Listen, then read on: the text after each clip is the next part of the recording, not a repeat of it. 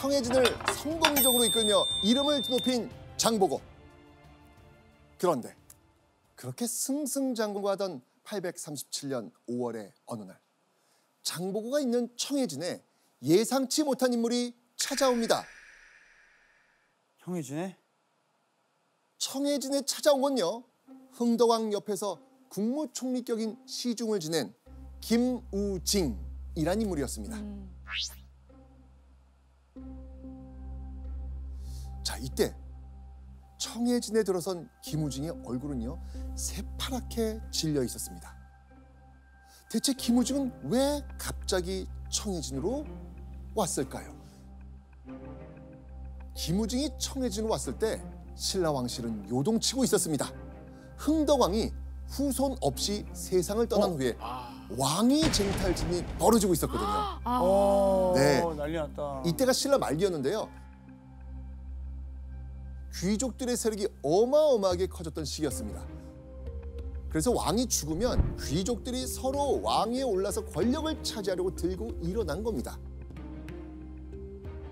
그렇게 다음 왕위를 놓고 귀족들 사이에서 살벌한 싸움이 벌어졌을 때 흥덕왕의 뒤를 이을 유력한 후계자였던 김우징의 아버지가 살해당하고 만 겁니다.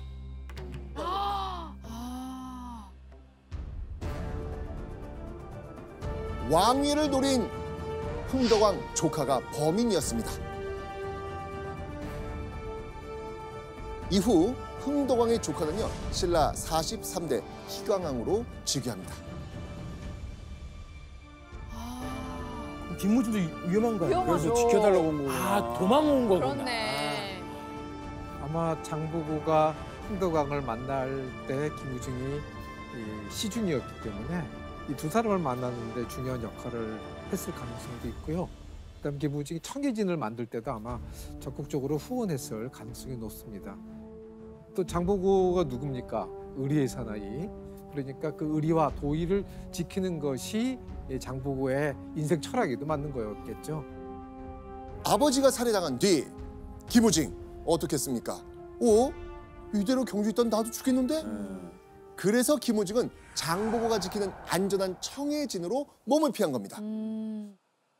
자, 이때 김우징을 보고 장보고는 어떤 선택을 했을까요? 근데 그 김우징을 지켜주는 거는 결국 한패가 된다는 거잖아요. 그러니까. 그럼 지금의 왕실과 척을 지는 거여서 되게 머리 아플 것 같아요. 근데 또 내가 여기서 이렇게 할 수 있게끔 해주는 게 흥덕왕이었고 흥덕왕 옆에 있던 김우진이고 도와달라고 왔잖아요. 또 정의로운 사내고 네, 의리가 있고 어리가 그냥 또 무시할 수 없을 것 같은데. 어마어마한 기로에 놓인 장보고는 정말 밤새 고민합니다. 그리고 얼마 후 숨겨달라는 김우징에게 장보고는 답을 합니다. 장보고의 답! 김우징을 숨겨주겠다고 합니다. 그러면은 신라를 적으로 만들겠다는 거잖아요. 그렇죠. 근데 이게 또 너무 막 정의감이나 막뭐 바로잡으려고 한 이런 마음이 있는 것보다는 내가 할 수 없는 부분은 딱 어느 정도는 좀 손대면 안 되는데. 그렇게 2년가량 청해진에서 지낸 김우징. 그 사이 신라 왕실은 또 한 번 피바람이 불어서 왕이 바뀝니다. 난리다. 이번엔 김우징 아버지를 죽이는데 앞장섰던 또 다른 귀족이 왕이 됩니다.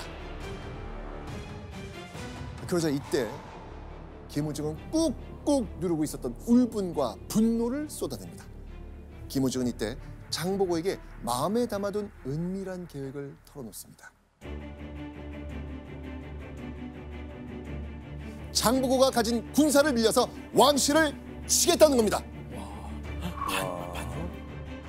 이 너무 보호해줬더니 너무 위험한 곳에 몰아넣는 거 아니에요? 내가 아니 그러니까 예를 들면은 내가 지금 도와줘서 날 왕 해주면 너는 할 수 있어. 나 도와줘. 한번 해보자. 잘 안 되면. 네, 그 계획 들은 장보고 당황할 수밖에 없습니다. 군사를 내준다는 건 김우징을 숨겨주는 것과는 또 다른 문제입니다. 왕을 바꿀 영문을 돕는다면 장보고가 지금까지 쌓아올린 모든 것들이 한 번에 무너질 수도 있습니다. 자, 이때 장보고는 과연 어떤 대답을 내놓았을까요? 을을 보고도 행하지 않으면 용이 없는 것이라 하였습니다. 명령하시면 곧 따르겠습니다.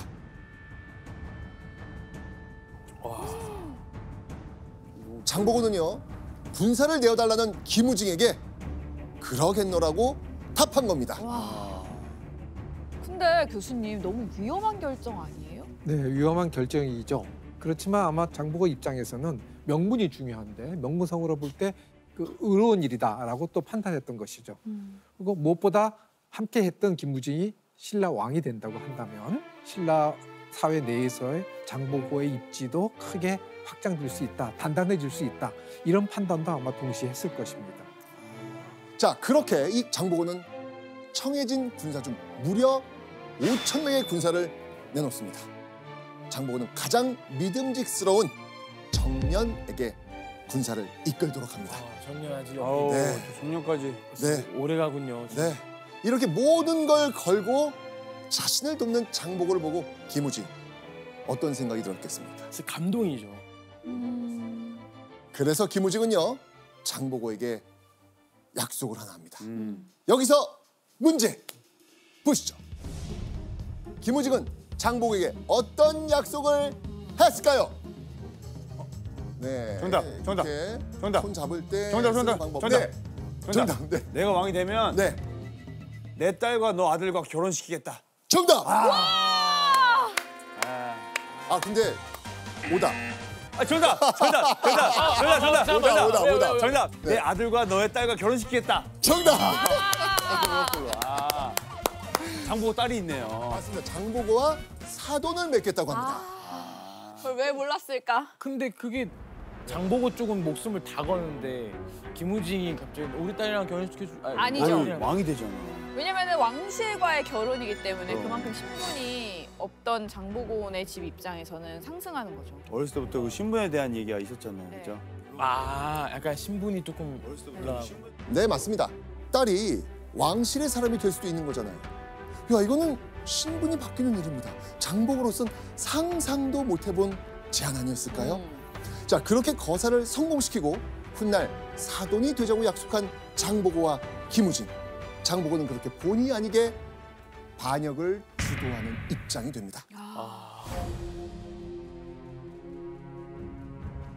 자, 그렇게 정년과 청해진 군대를 필두로 김우징의 장군들도 함께 출격합니다. 장보고는요, 정년을 굳게 믿고 이 거사가 성공하길 기원하면서 정년에게 꼭 이기고 돌아오라고 당부합니다.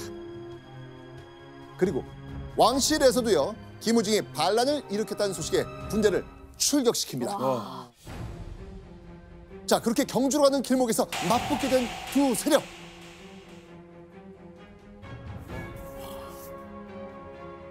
와, 얼마 초조하게 기다리는 청해진의 장보고에게 그 결과가 들려옵니다. 우와, 제발.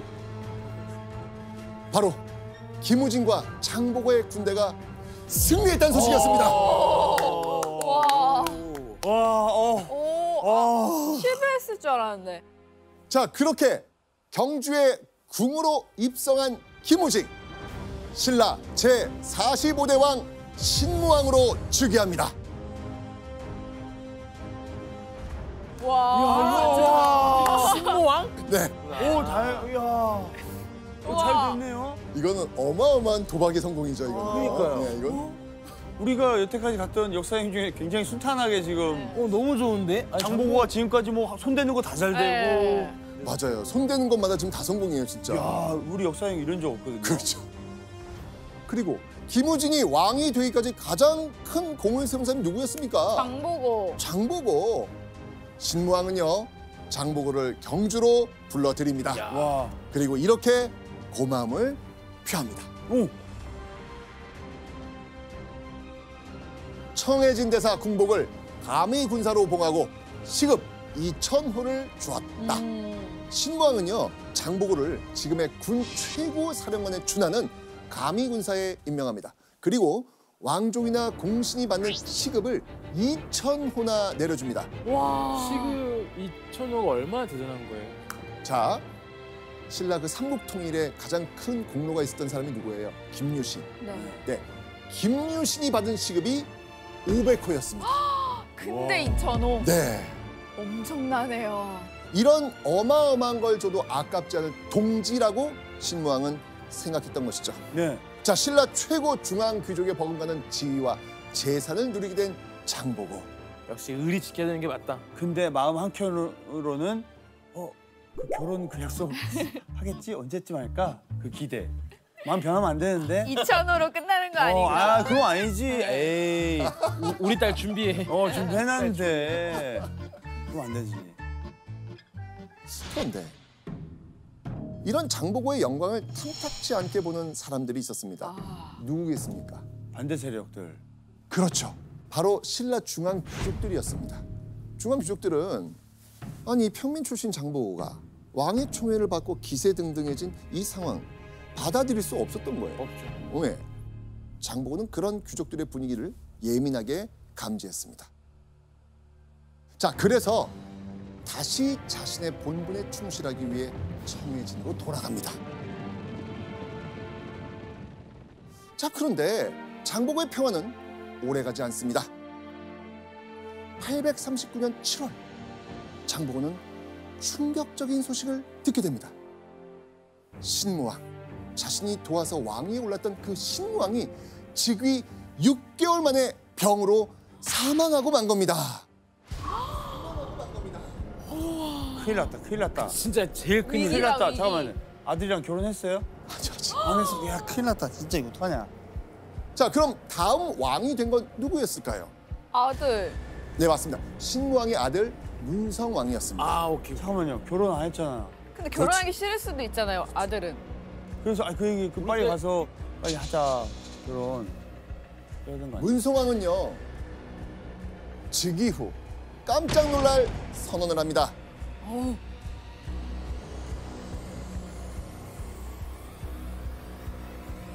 장보고 대사의 딸을 아내로 맞을 생각이요. 오! 야, 의리가 있네요. 야, 이번 역사 여행 항상 따뜻한 역사 여행이네요. 와. 의리가 있네. 네, 아버지가 약속한 대로 장보고의 딸을 왕비로 삼겠다는 거였습니다. 이 소식들은 조정 대신 우르르 몰려와서 이렇게 얘기했겠죠? 네. 자, 동현 씨가 한번 그 기록 읽어주시죠. 네. 궁복은 바다의 섬사람이거늘 그 딸을 어찌 왕실에 짝지을 수 있겠습니까? 다 반대하네요. 네, 아니 고작 섬 출신 평민이 장보고의 딸을 어떻게 왕비로 들이냐는 거였습니다. 장보고가 아무리 국제무역상이 되고 귀족의 버금가는 지위와 재산을 누려도 중앙 귀족 사회에서는 그저 평민, 그 평민 취급밖에 못 받았던 겁니다. 근본 없는 장보고가 왕실 일원이 된다? 귀족들은 절대 용납할 수 없었던 것이죠. 자, 문성왕. 좀 진행했을 것 같아. 밀어붙여야죠. 이러붙여야지. 문성왕은 중앙 귀족들을 꺾지 못하고 뜻을 거둡니다. 왜요? 너무 세게 아니, 반발했나? 잠깐만요. 그럴 수 있지. 거짓말. 네, 사실 이번 참에 귀족들이 토달지 못하는 그런 신분으로 올라서고 싶다고 생각을 했을 겁니다. 하지만 장보고의 꿈은 결국 그 신분 때문에 다시 물거품이 되고 말았습니다. 내가 너의 아버지를 어떻게 왕을 시켰지? 다시 한번 군사를 모아봐야 되나? 하지만 다행히도 해상왕 장보고의 위세는 여전히 건재했습니다. 장보고는 당당히 최고로 군림할 수 있는 그곳 청해진에서 무역에 집중합니다. 자, 그러던 어느 날 청해진에 있던 장보고에게 뜻밖의 누군가가 찾아옵니다.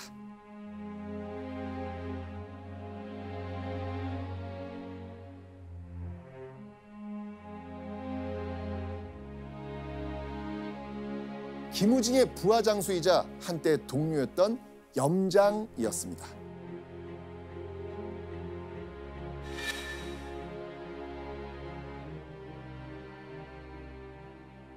뭐야? 뭐야? 장보고를? 저 뭐라고? 뭐야?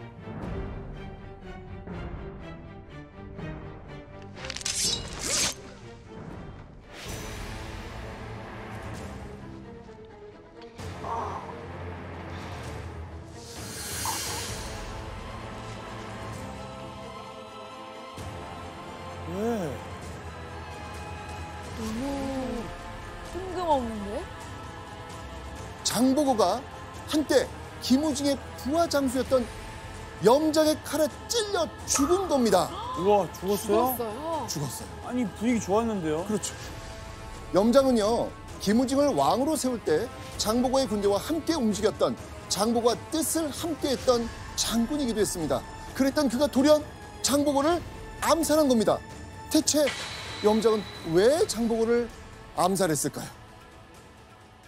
바로 이 이유 때문이었습니다.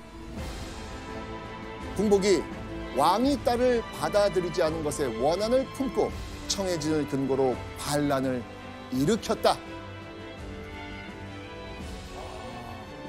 당시 장보고가 자신의 딸이 왕비가 되지 못한 것에 앙심을 품고 청해진에서부터 반란을 일으켰다.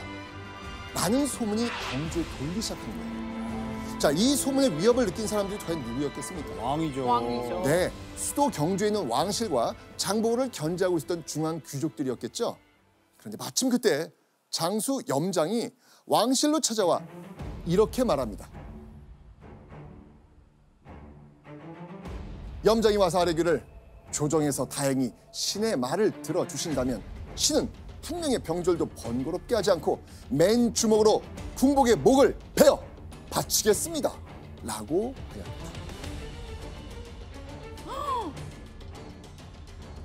장보고가 반란을 일으켜서 경주까지 쳐들어오기 전에 직접 청해진으로 가서 궁복, 즉 장보고를 죽이고 오겠다고 한 겁니다. 장보고의 무시무시한 군사력이 두려웠던 문성왕은요, 염장의 제안을 단번에 받아들입니다. 그렇게 왕실의 동의하에 청해진으로 달려온 염장. 염장은 청해진에서 일하고 싶다는 말로 장보고의 환심을 산 뒤 기습적으로 장보고를 찌른 겁니다. 아, 진짜 친하다. 너무 예상 밖이다. 장보고는 염장이 자신을 배신하리라고는 전혀 생각하지 않았어요. 그래서 마음 놓고 있다가 이렇다 할 대처도 못 해보고 그만 목숨을 잃고 만 겁니다. 저는 여기서 솔직히 더 갈 줄 알았거든요. 여기서 갑자기 마감이 될지도 몰랐어요. 실제 이렇게 억울하게 죽는 건 상상도 못했을 죽음이어서 참 눈을 못 감았을 것 같아요.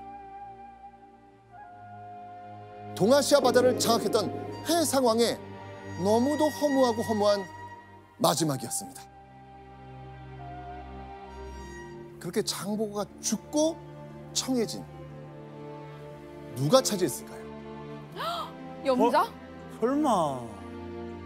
염장이었습니다. 장보고의 자리를 장보고를 죽인 염장이 차지한 겁니다. 자, 그런데 염장이 장악한 청해진의 주민들이 이후에 점점 줄어들기 시작합니다. 떠나죠. 있기도 싫어. 네, 염장을 수장으로 인정하지 못한 청해진의 많은 주민들이 염장을 피해 당나라와 일본으로 뿔뿔이 흩어졌거든요. 결국 851년 장보고와 장보고를 따르던 사람들이 떠난 청해진은 무역항으로서의 기능을 잃어버리고 폐쇄됩니다. 청해진이 세워진 지 불과 23년 만의 일이었습니다. 그렇게 동아시아 무역의 한 페이지를 찬란하게 장식했던 장보고가 모든 걸 쏟아부은 청해진은 역사 속으로 사라집니다.